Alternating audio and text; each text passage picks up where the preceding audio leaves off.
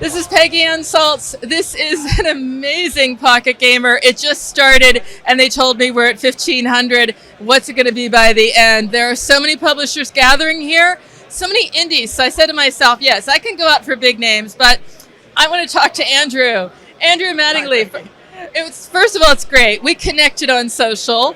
So it's like, this is the real deal. This is spontaneous. I'm like, yes, if you want to learn, I want to hear about it. So first of all, congratulations. Thank you. You have a new game, and you're an indie, so you're doing it. You are doing it. So very small indie team. Tell me about your game. Tell me about your team. Yeah, well, the team, we're very small. We're only 4 people. Okay. So, yeah, very tiny.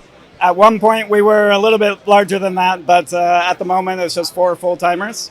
And we just released our game back in December. It's called Tile Tales Pirate.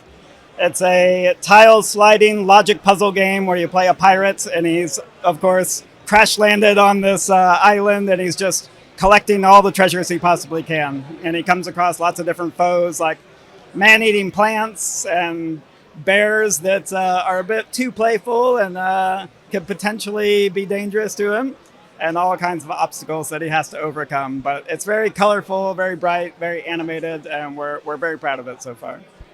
And it's a solid game mechanic. It's one that works, you know? It's a classic, you know. It's based on those little handheld tile sliding games in the past where you used to build a picture, but we took that concept and we expanded it to an adventure game where you actually use the tiles to move your character around the world, create a path for them. You have to pick up objects, solve puzzles, and make your way through the adventure. I like that, Andrew, and I'll tell you why, because I've done a lot of interviews and people are saying the real game concepts are in nostalgic games. I mean, they worked once. We had a tile game. It was pretty cool. I remember them. So yes, you have revisited that. How have you, however, brought new energy into it? And big question, bringing in new users. How are you handling that? Well, that's why we're here at Pocket Gamer Connect. There you go. So as a developer, I'm kind of learning that I don't really know anything about selling the game. So that's why I'm here, is to learn about user acquisitions and all these other KPIs and everything else that we need to know to grow our audience.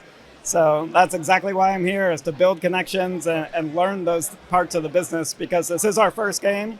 We don't really know too much about it yet, so we're trying to get out there and just do everything we can to find our audience. And but yeah, as far as the genre goes, we're expanding on that little tile sliding mechanic, like you mentioned. It's a nostalgia thing, and we really wanted to take that idea and turn it into something a bit more lively and adventurous. And we did our research. We couldn't find any games like this at all. There were a couple that had a couple of little tile sliding mechanics in it, but it wasn't an adventure. It wasn't something that had a lot of character and animation and talking characters that you can interact with. And so we really wanted to create something new, and we think that we've done that. Well, you come to the right place, because this is a great community, right? We're so giving and forgiving, because you're going to be making it's going to be trial and error. It's a lot of mistakes. I will say, for me personally, anything I can do to help you out with all the content we've been creating, Pocket Gamer podcasts, articles, happy to be your Sherpa through that. Yeah, that'd be great. Guiding you is also a question of, where are you taking the game? Have you thought through your monetization model? We started out at a premium model, so yeah, a bit brave. I know. But so we tried that for the first month, so we've only been out for a month, and we've learned pretty quickly that switching to a freemium model is going to really be the way to go.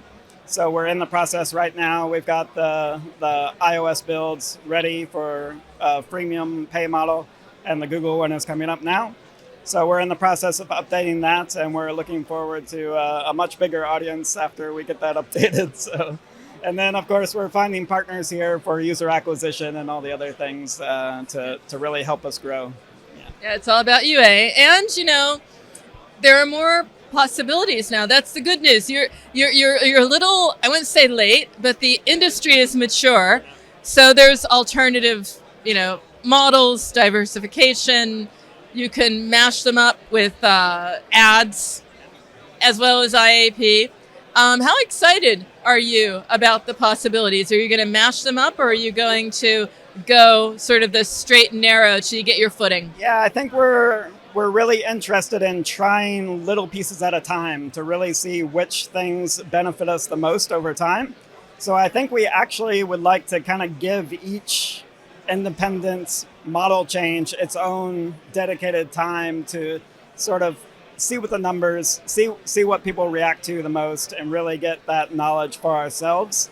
I know there's a lot of people who will tell you what the best thing is right off the bat, and they'll be like, do this and then do that. But we're the kind of company who really wants to learn the lessons on our own, and kind of see what works for us, because what works for us might not be what works for everyone else.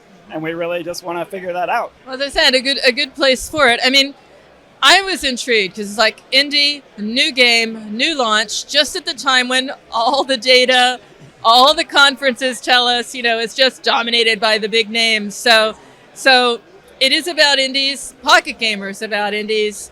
Say something to the indies out there to give them a little bit of spirit. I mean, you're a spirited man, Andrew. You have to have gotten, you must have, dipped into the well of optimism. Share some of that. Well, I will say it is a tough world out there, but you got to be optimistic about it. You got to believe in the idea that you're working on and really think that you have something special.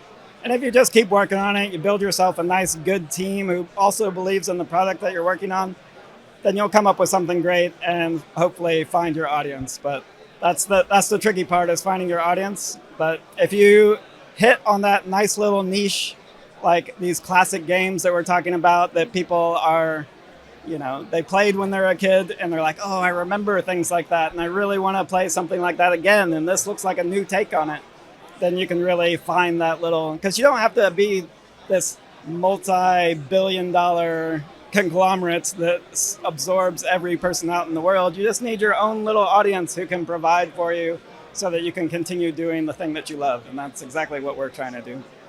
That's exactly it. Not everybody has to own the world. Exactly. Actually, who wants to own it? It's too much work for me. Yeah. And Andrew, all the best luck in the world with your new game. I'm so impressed. You've got grit. I wish you success. Thank you, Peggy. That means a lot to us. And we're looking forward to some advice from you, of course, in the future as well. I give it to you freely. All no right. question, Andrew. Yeah. Thank you. Thanks, Peggy. Appreciate it. This show is all about how to do your job better, how to make an amazing game, how to market it, and you have a say. So if you have a story or know someone we need to shine a light on, then we would love to hear from you. We want to hear from you. We want to reflect the reality of the mobile games market in all its wonderful complexity and strangeness. So if you have any suggestions for us, if you have any feedback for us, you can always get in touch. You can email us at podcast@pocketgamer.biz. You can find us on Twitter @PGBiz, and you can reach out to us through the pocketgamer.biz website. If you're interested in listening to all of our podcasts, you can find them at pocketgamer.biz/podcast, and we would love to hear your thoughts on future shows. And we've got you covered on all the major platforms, so subscribe to the audio podcast, as Brian said. Look for us on YouTube. If you want to read it, hey, you can do that too, because we have a companion post for you as well on the pocketgamer.biz website. Tune in again for the next edition of the pocketgamer.biz podcast, and we look forward to speaking to you in the near future. Until then, I'm Brian Baglow. I'm Peggy Anne Salz, and that's a wrap until next week.